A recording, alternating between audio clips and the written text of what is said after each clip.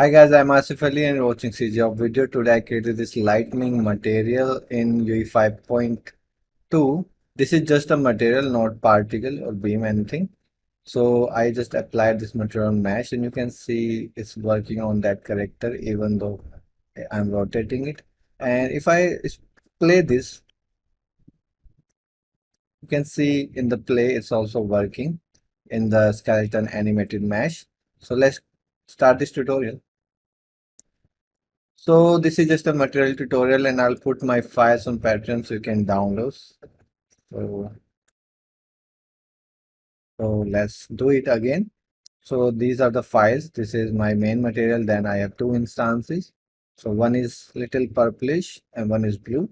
So that's why I'm using two. So let's say I make a new folder here and let me stop this also.